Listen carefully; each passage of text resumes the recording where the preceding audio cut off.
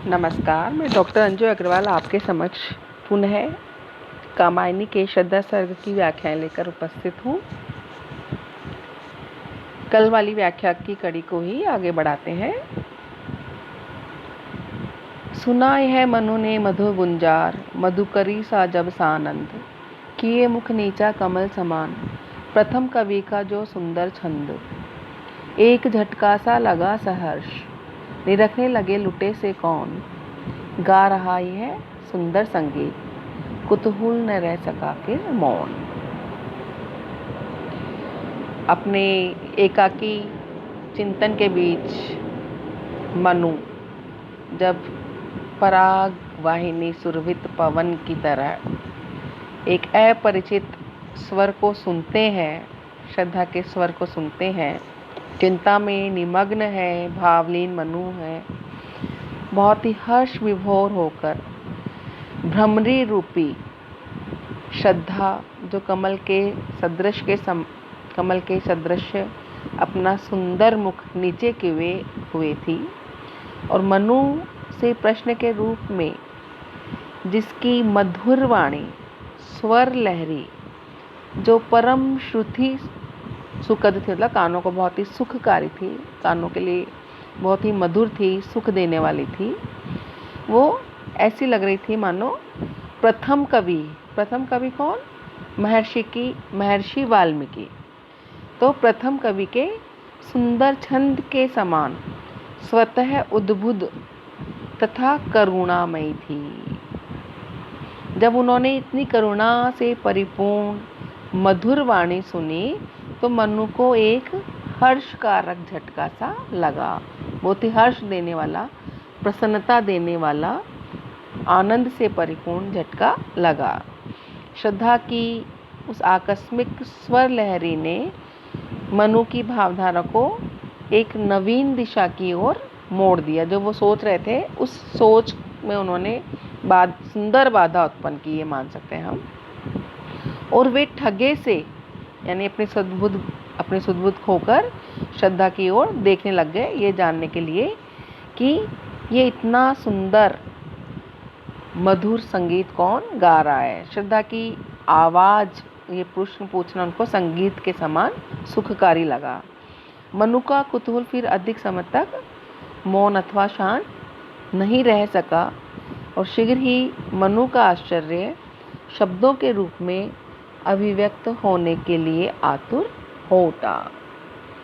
तो जब वो उसके सौंदर्य को देखते हैं तो ठगे से रह जाते हैं मनु।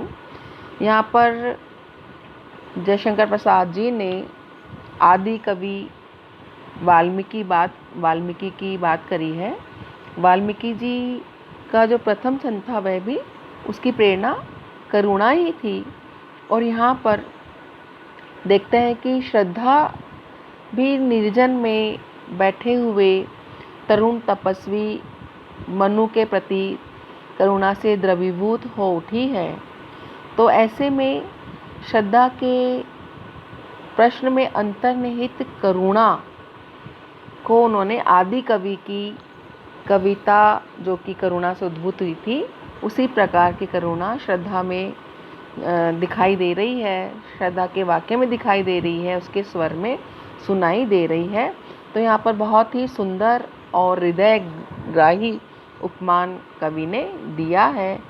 श्रद्धा का जो नैसर्गिक रूप सौंदर्य है, उसकी वाणी है, उस पर मनु सम्मोहित हो गए हैं।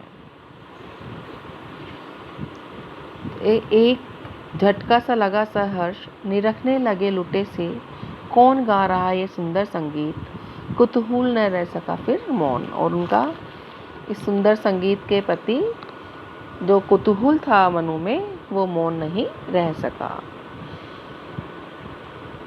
और देखा वह सुंदर दृश्य, नयन का इंद्रजाल अभिराम, कुसुम वैभव में लता समान, चंद्रिका से लिपटा घनश्याम, हृदय की अनुकृति बाह्य उदार, एक लंबी काया उन्मुक्त, मधु पवन क्रीडित जो शिशु साल, सुशोभित हो सौरभ संयुक्त।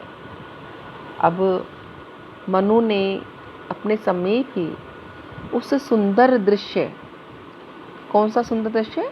श्रद्धा की रूप छवि को देखा, जो उनके नेत्रों के लिए एक अभिराम यानी सुंदर, मोहक, इंद्रजाल, जादू अथवा माया के समान था, जो मनु के नेत्रों पर जादू का सा सम्मोहक प्रभाव डाल रहा था।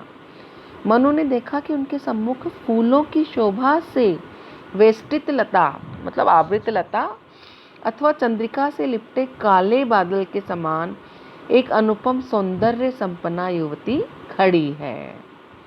श्रद्धा की काया, मतलब शरीर, जो उसका शरीर था, उसकी जो आकृति थी वो लंबी और उन्मुक्त थी, खुली हुई अथवा असंकुचित अवयवों वाली, मतलब अंगों वाली थी। उसकी लंबी और उन्मुक्त काया तो उसके हृदय की बाह्य अनुकृति यानी प्रतिरूप थी। श्रद्धा की श्रेष्ठ, सुंदर, सुडोल और प्रशस्त आकृति उसके अंतःकरण की परिचायिका भी लग रही थी, और उसके आंतरिक गुण, उदारता और महानता मानो उसकी आकृति में मूर्तिवंत हो रहे थे। कि जैसा शरीर था वैसे ही गुण होंगे, ऐसा जो है दिखाई दे रहा था, लग रहा था कि जो श्रद्धा है वो लंबी थी, पतली, गोरी थी, सुंदर थी, तो श्रद्धा का शरीर भी विशाल था, तो उसका हृदय भी अवश्य ही विशाल होगा। श्रद्धा के रूप, गुण और वैभव को देखकर ऐसे लग रहा था मानो कोई शीशु साल, मतलब शाल का जो वृक्ष है, छोटा नवोदित जो शाल का वृक्ष है, मानो नवोदित शाल का कोई सुंदर सा वृक्ष मधुमय मंद मंद पवन के द्वारा हिलाया जा रहा हो, और हिलाया जाता हुआ सुगंधित होकर शोभायमान हो रहा हो। किस छोटा सा सुंदर शाल का वृक्ष मधुर मंद मंद पवन के द्वारा सुगंधित होकर के हिलाया जा रहा हो, जो अत्यधिक सुशोभित लग रहा था। तो यहाँ पर श्रद्धा में लता की जैसी सुंदरता और कोमलता भी है। जिस प्रकार लता पुष्पों से वेष्टित होती है, उसी प्रकार श्रद्धा भी सद्गुणों से संपन्न है, और उपयुक्त छंद की जो पंक्तियां हैं वह श्रद्धा के रूप और गुण दोनों के चित्र को ही हमारे मस्तिष्क पर अंकित करती है। हृदय की अनुकृति बाह्य उदार से स्पष्ट हो जाता है कि श्रद्धा की आंतरिक शालीनता ही उसके बाह्य सौंदर्य में प्रस्फुटित एवं विकीर्ण हो रही है। इस प्रकार कवि प्रसाद ने श्रद्धा के बाह्य और आभ्यंतर रूप की बहुत ही सुंदर झांकी प्रस्तुत की है। श्रद्धा के रूप गुणों के प्रस्तुत चित्रण का मूल अभिप्राय उसके शरीर एवं हृदय की समानता तथा दोनों का पारस्परिक सामंजस्य दिखाई देना ही, परस्पर सामंजस्य यहाँ पर हमको दिखाई देता है।